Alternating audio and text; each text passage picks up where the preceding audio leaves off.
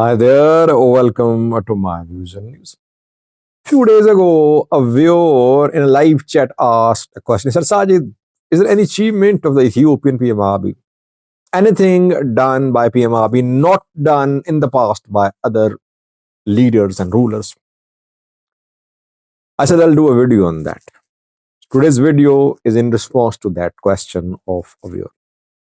5 major achievements of the Ethiopian PM Abiy we'll have a look at in this video. These 5 things can be called his achievements, or this is what maybe he believes that he has achieved. I'll do a video in coming days about his 5 main failures as well. So rest assured, those who criticize the Prime Minister, that analysis will be unbiased. We cannot just say that PM Abiy is a total failure. We cannot say that PM Abiy was a huge success. Let's be balanced. Keeping loyalties aside, let's analyze the tenure of PM Abiy neutrally. 5 major achievements which I believe are the following one. Firstly, GERD. Grand Ethiopian Renaissance Dam. It wasn't built by the PM Abiy's government. Construction started around a decade ago during Meles Zenawi's era. So Meles is the one who actually took this big step.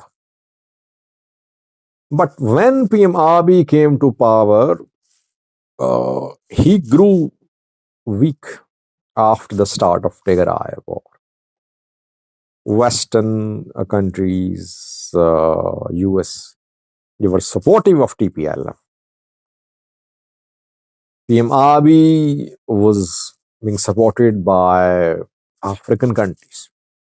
Egypt was exerting pressure upon Ethiopia, Sudan as well, to stop Ethiopia from continuing with the filling, the construction of GERD, or it was forcing Ethiopia, it was trying to force Ethiopia to come to the table to sign a legally binding agreement.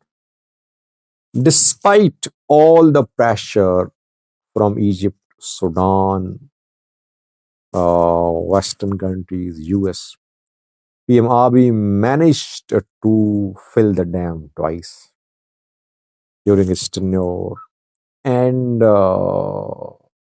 97% of the dam has been completed construction.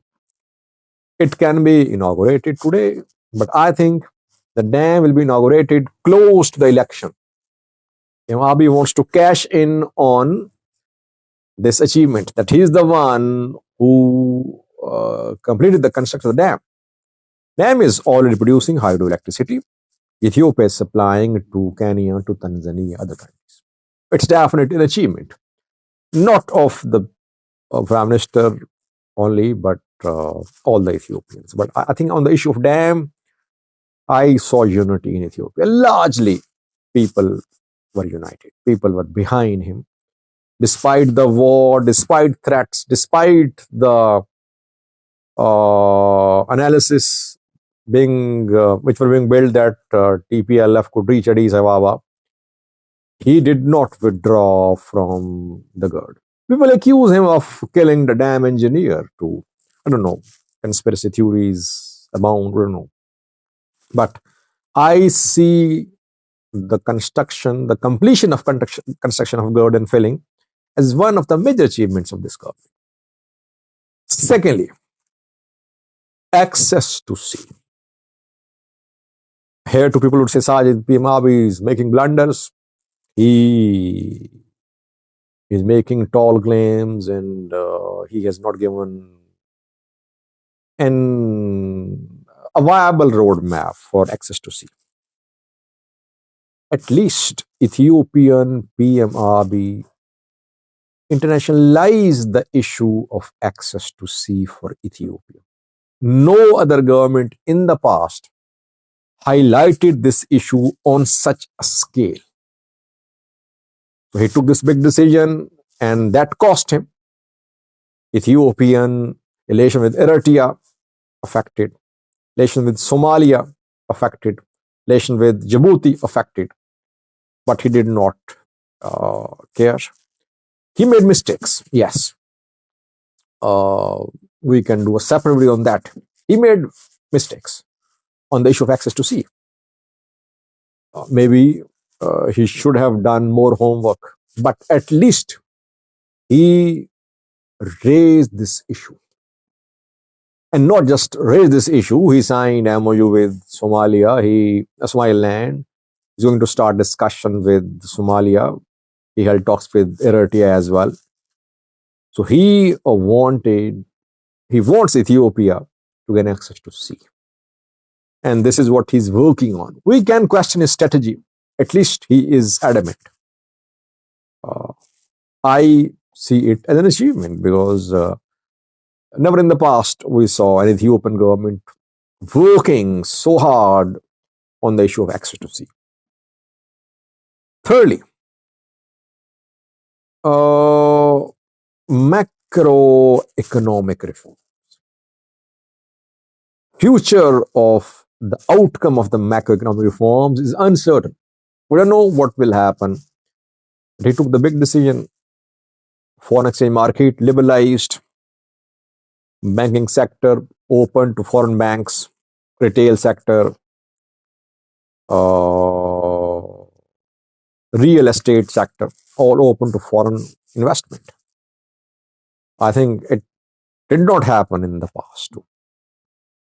And Ethiopian economy could face consequences too. So far only bad news is coming. Birr losing against US dollar. But at least value of birr in open and black markets, there's no huge difference between the value of birr in open and black markets. But we cannot judge now the outcome of macroeconomic reforms. Maybe after a year. He had to agree to these reforms because he wanted $2 billion US from IMF and World Bank. That is why he had to agree to implement macroeconomic reforms. Impact, I think, remains to be seen. People would say he is selling Ethiopian institutions. He is weakening indigenous institutions by allowing foreign investments because he wasted money on wars. Yes, you can have a look at this macroeconomic reform issue from this angle too. But he made this big decision. We'll see the result of these macroeconomic reforms. This is a third, I think, big decision. Fourth big decision is about TPLF. Here, TPLF supporters would criticize me of being pro-Abiy. PM Abiy, when he came to power, TPLF still had its tentacles in Ethiopian institutions in Addis Ababa. Tigrayans are a minority. They're not a majority. But their share in power was way over their number. He curtailed the influence of Tigrayan elite in politics, in security, in foreign policy, to some extent in economy as well. And that led to start of a war as well. People died. 500,000 people died on both sides. The country paid the price too. He could have solved the issue through dialogue, but it takes two to tango. Both are to blame for Tigray war. At least he managed to push TPLF back to Mekelle. TPLF now is not a major power player in Ethiopia. It ruled Ethiopia for 3 decades, around 3 decades. It did not have the majority in terms of its people, but it ruled. Now, people would say, Sajid, now he is imposing Oromo rule. Yeah, you can say that. Did the departure of TPLF from Addis Ababa lead to the creation of a fair system of government, fair for all ethnicities? No. Question is no. He couldn't introduce a better system. System still needs lots of improvement. At least TPLF uh, pushed to Mukale. Fifthly, Ethiopian PM very smartly used Eritrea. Eritrea feels used, by the way. Isaias Afwerki feels used. That is why he's not ready to trust PM Abiy now. PM Abiy is interested in reconciliation with Isaias Afwerki, but the latter is not interested. Why? Because he does not trust him. Abiy signed peace deal with Eritrea, Somalia, Eritrea mainly in 2018. Then he used Eritrea against TPLF. He wanted to crush TPLF. Eritrea wanted the same too. Though back then, when the war erupted in Tigray forces did not attack Eritrea at the start of war. I think the missiles which were fired by Tigray fighters on Asmara were fired in the second week of November. I did a video on that night, I remember. In the first week of the war, there was no attack by Tigray fighters on Eritrean forces, Eritrean territory. But from day one, Eritrea was involved. Abiy Isaias planned. They wanted to crush TPLF. Eritrea agreed because it's always saw TPLF as its rival, as a threat to its security. Abiy could not completely crush TPLF. War was having heavy toll on security, on economy in Ethiopia. Americans intervened and Pretoria deal was signed. Isaias was not happy. His dream of complete dismantlement and destruction of TPLF could not materialize. He felt used. He saw Abiy and Getachew meeting, Abiy and Debretsion meeting.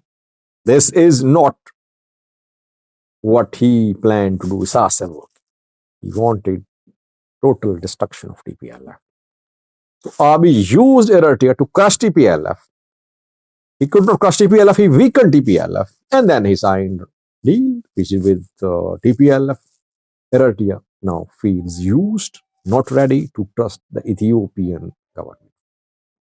So in a way, he very smartly exploited Eritrean desire to crush TPLF to weaken Tigray People's Liberation. There are some other points too which I can mention, but I think these are five main decisions made by the Ethiopian PM Abiy during his tenure, not made in the past. We'll see the impact of these decisions in coming days, weeks, months, and years.